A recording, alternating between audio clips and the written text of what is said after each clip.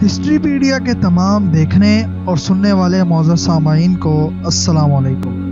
محترم ناظرین اکرام، جیسا کہ آپ جانتے ہیں کہ عرب قبل از اسلام بتوں کو اپنا خدا مانتے تھے اور ان کی پوجا کرتے تھے۔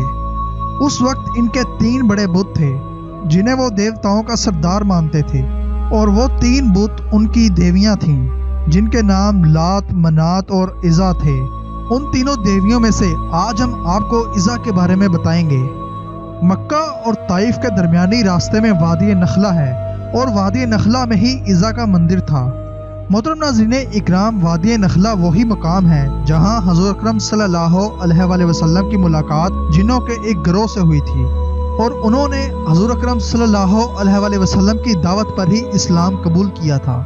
اسی عزا دیوی کے مندر میں قریش سے لوگ اس کی عبادت کرنے آتے تھے۔ لوگ اس کی راہ میں جانوروں کو قربان کرتے تھے اور چڑھاوے بھی دیتے تھے۔ باقی تمام بتوں کی نسبت عزا کی بہت عزت و تکریم کی جاتی تھی۔ روایات سے پتہ چلتا ہے کہ عزا دیوی شیطان عورت تھی، اور اس کی رہائش وادی نخلہ میں پائے جانے والے ایک 3 جھاؤ والے درخت پر تھی۔ اس کے اندر چونکہ شیطانی طاقتیں موجود تھیں، اسی کی بنا پر وہ عزا دیوی کے بت سے آوازیں نکالتی تھی، جن کو عرب قبائل سن کر اس کے اندر کی قوتوں پر اعتقاد رکھتے تھے اور اس دیوی کی تعظیم بجا لاتے تھے۔ اس وقت اللہ تعالیٰ نے حضور اکرم صلی اللہ علیہ وآلہ وسلم کو نبی مبعوث فرمایا، اور آپ صلی اللہ علیہ وآلہ وسلم نے لوگوں کو بتوں کی پوجا کرنے سے منع کر دیا۔ قریش کو یہ بات اچھی نہ لگی۔ انہوں نے آپ صلی اللہ علیہ وآلہ وسلم کے ہر حکم کی تردید کی۔ فتح مکہ کے وقت حضور اکرم صلی اللہ علیہ وآلہ وسلم نے خانہ کعبہ کے اندر پڑے ہوئے تمام بتوں کو توڑ دیا، لیکن اس وقت عزا دیوی کا بت صحیح سلامت تھا، اور لوگ اسی زور و شور سے اس کی پوجا کر رہے تھے۔ چنانچہ عزا دیوی کے بت کو توڑنے کے لیے حضور اکرم صلی اللہ علیہ وآلہ وسلم نے حضرت خالد بن ولید رضی اللہ تعالی عنہ، جن کو سیف اللہ کا لقب دیا گیا، ان کو منتخب فرمایا۔ حضرت خالد بن ولید رضی اللہ تعالی عنہ اسلام کے سب سے بڑے سپہ سالار کی حیثیت سے بھی مشہور ہیں۔ محترم ناظرین گرامی، حضرت خالد بن ولید رضی اللہ تعالی عنہ نے 125 جنگوں میں حصہ لیا، لیکن کسی ایک میں بھی کبھی شکست نہ کھائی۔ یہ حضرت خالد بن ولید رضی اللہ تعالی عنہ ہی تھے جنہوں نے کیسر و کسریٰ کی سلطنت کو تباہ و برباد کر دیا، اور مدینہ جیسی چھوٹی ریاست کو عالمی ریاست کا درجہ دیا۔ دوستو، اس دفعہ حضرت خالد بن ولید رضی اللہ تعالی عنہ کا سامنا کیسر و کسریٰ کی سلطنتوں سے نہیں تھا، نہ اس دفعہ حضرت خالد بن ولید رضی اللہ تعالی عنہ قریش کے مد مقابل تھے، بلکہ اس دفعہ حضرت خالد بن ولید رضی اللہ تعالی عنہ کا سامنا ایک ایسی قوت سے تھا جس کی اصلیت اللہ عز و جل اور اس کے حبیب صلی اللہ علیہ وآلہ وسلم کے علاوہ کوئی اور نہ جانتا تھا۔ فتح مکہ کے بعد 25 رمضان المبارک کو حضور اکرم صلی اللہ علیہ وآلہ وسلم نے حضرت خالد بن ولید رضی اللہ تعالی عنہ کو فرمایا کہ وہ وادی نخلہ کی طرف جائیں اور اس کے اندر موجود 3 جھاؤ والے درخت کا رخ کریں، اور جب وہ اسے پا لیں تو پہلے جھاؤ والے درخت کو کاٹ دیں، اور جب وہ اس کو پا لیں تو پہلے جھاؤ والے درخت کو کاٹ ڈالیں۔ محترم ناظرین اکرام، جھاؤ کا مطلب خودرو ہوتا ہے، اور یہ درخت کسی بھی جگہ بنا آبیاری کے اگ جاتا ہے۔ تو حضرت خالد بن ولید رضی اللہ تعالی عنہ نے حضور اکرم صلی اللہ علیہ وآلہ وسلم کے حکم کی پیروی کی اور وادی نخلہ کی طرف اپنا رخت سفر باندھا۔ وادی نخلہ میں 3 جھاؤ والے درخت کو ڈھونڈنے کے بعد ان میں سے ایک پہلے جھاؤ والے درخت کو کاٹ دیا۔ جب حضرت خالد بن ولید رضی اللہ تعالی عنہ کو اس عمل کو سر انجام دینے کے بعد آقائے دو جہاں صلی اللہ علیہ وآلہ وسلم کی خدمت میں تشریف لائے، تو حضور اکرم صلی اللہ علیہ وآلہ وسلم نے پوچھا، جب تم نے وہ پہلا درخت کاٹا تھا تو کیا تمہیں کچھ دکھائی دیا تھا، یا کوئی ایسی بات ہوئی تھی جو تمہیں غیر معمولی محسوس ہوئی ہو؟ تو حضرت خالد بن ولید رضی اللہ تعالی عنہ نے جواب دیا کہ نہیں سرکار، مجھے وہاں کچھ بھی غیر معمولی محسوس نہیں ہوا۔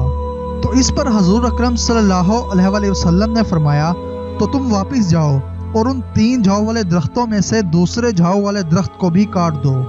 تو حضرت خالد بن ولید رضی اللہ تعالی عنہ نے حضور اکرم صلی اللہ علیہ وآلہ وسلم کے حکم کی پیروی کرتے ہوئے ان 3 جھاؤ والے درختوں میں سے دوسرے جھاؤ والے درخت کو بھی کاٹ دیا، اور جب واپس حضور اکرم صلی اللہ علیہ وآلہ وسلم کی خدمت اقدس میں حاضر ہوئے तो हजूर अकरम सल्लल्लाहु अलैहि वसल्लम ने वही सवाल पूछा कि ए खालिद, क्या तुझे दूसरे दरख्त को काटते हुए कोई आवाज़ सुनाई दी थी या तुम्हें कुछ गैर मामूली महसूस हुआ था? मोहतरम नाज़रीन इकराम, इस बार भी हज़रत खालिद बिन वलीद रज़ी अल्लाह ताला अन्हु ने नफ़ी में जवाब दिया। तो इस बार हजूर अकरम सल्लल्लाहु अलैहि वसल्लम ने फरमाया कि वापस जाओ और तीसरे झाऊ वाले दरख्त को भी काट दो। इस बार हजरत खालिद बिन वलीद रज़ी अल्लाह ताला अन्हु जब हजूर अकरम सल्लल्लाहु अलैहि वसल्लम के हुक्म की पैरवी पर वादे नखला पहुंचे, देखा कि एक कबीर सूरत शैतान औरत वहां खड़ी है जिसने बरहना हालत में अपने बाल फैला रखे हैं और इंतहाई गुस्से की हालत में अपने दांत पीस रही है। और उस औरत के पीछे ही इज़ा देवी के मंदिर का एक मुहाफिज चला आ रहा है। उसका नाम दबिया बिन सलमा था।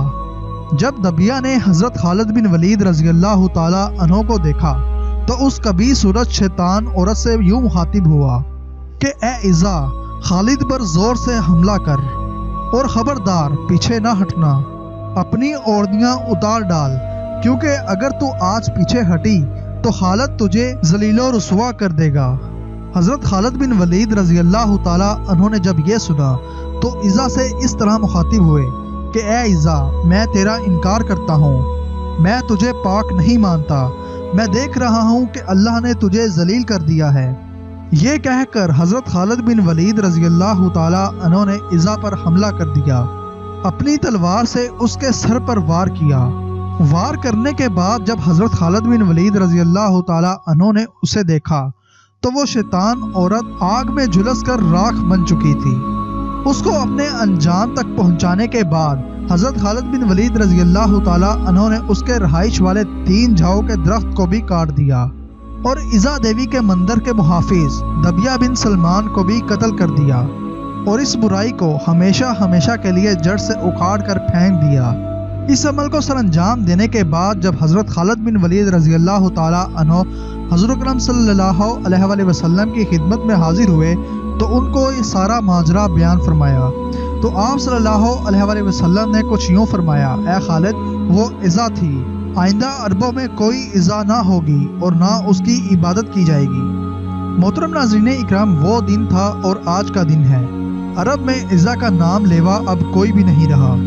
वैसे तो इस वाक़े का जिक्र इस्लामी तारीख की बहुत सी कुतब में दर्ज है, लेकिन हमने इस वाक़े को आप तक पहुँचाने के लिए बलूगुल अदब जिल्द 100 का सहारा लिया है। जी तो मोहतरम नाज़रीन इकराम, ये थी हमारी आज की वीडियो। आपको ये वीडियो कैसी लगी कमेंट्स में ज़रूर बताइएगा। मिलते हैं हम अपनी अगली वीडियो में, तब तक के लिए अल्लाह हाफिज़।